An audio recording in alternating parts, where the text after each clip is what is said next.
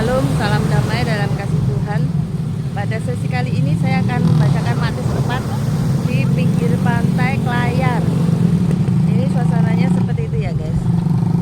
Dan aku tetap harus copot kacamata hitam.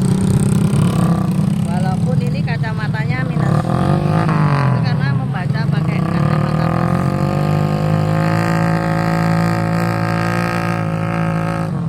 Oke, saya bacakan sambil kalian bisa nonton pemandangan alam.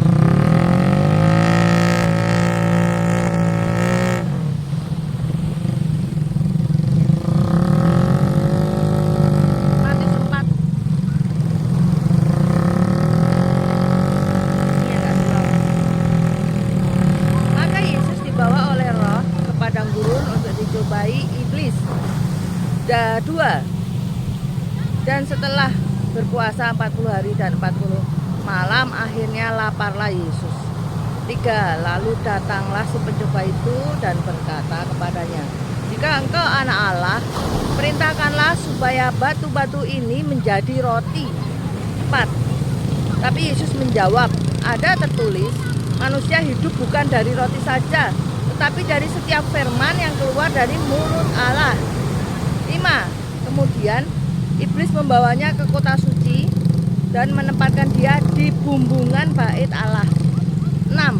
Lalu berkata kepadanya, "Jika engkau anak Allah, jatuhkanlah dirimu ke bawah, sebab ada tertulis mengenai engkau, ia akan memerintahkan malaikat-malaikatnya, dan mereka akan menata engkau di atas tangannya, supaya kakimu jangan terantuk kepada batu." 7. Yesus berkata kepadanya, "Ada pula tertulis, janganlah engkau mencobai Tuhan Allahmu." 8. Dan iblis membawanya pula ke atas gunung yang sangat tinggi dan memperlihatkan kepadanya semua kerajaan dunia dengan kemegahannya. 9. Dan berkata kepadanya, "Semua itu akan kuberikan kepadamu jika engkau sujud menyembah aku." 7. 10.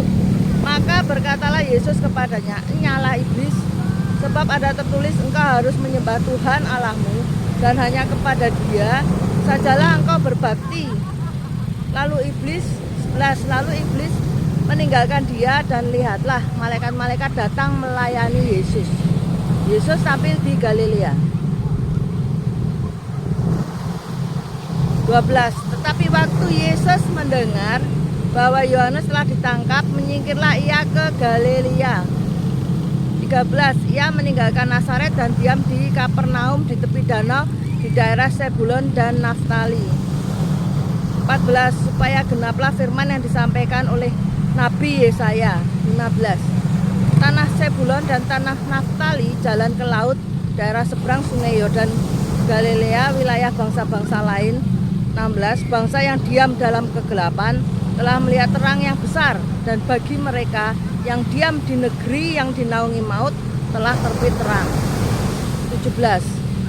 Sejak waktu itulah Yesus memberitakan, "Bertobatlah, sebab kerajaan surga sudah dekat." Yesus memanggil murid-murid yang pertama. 18. Dan ketika Yesus sedang berjalan menyusur danau Galilea, ia melihat dua orang bersaudara, yaitu Simon yang disebut Petrus dan Andreas saudaranya. Mereka sedang menebarkan jala di danau, sebab mereka penjala ikan. 19. Yesus berkata kepada mereka, "Mari, ikutlah aku, dan kamu akan menjadikan penjala manusia." 20. Lalu mereka pun segera meninggalkan jalanya dan mengikuti dia. 21. Dan setelah Yesus pergi dari sana, dilihatnya pula dua orang bersaudara, yaitu Yakobus anak Zebedeus dan Yohanes saudaranya. Bersama ayah mereka, Zebedeus sedang membereskan jala di dalam perahu. Yesus memanggil mereka. 22. Dan mereka segera meninggalkan perahu serta ayahnya, lalu mengikuti dia. Yesus mengajar dan menyembuhkan banyak orang. 23. Yesus pun berkeliling di seluruh Galilea. Ia mengajar dalam rumah-rumah ibadat dan memberitakan Injil kerajaan Allah, serta melenyapkan segala penyakit dan kelemahan di antara bangsa itu. 24.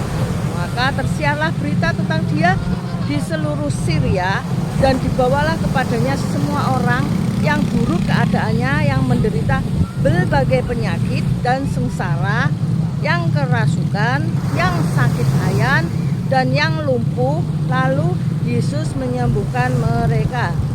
25.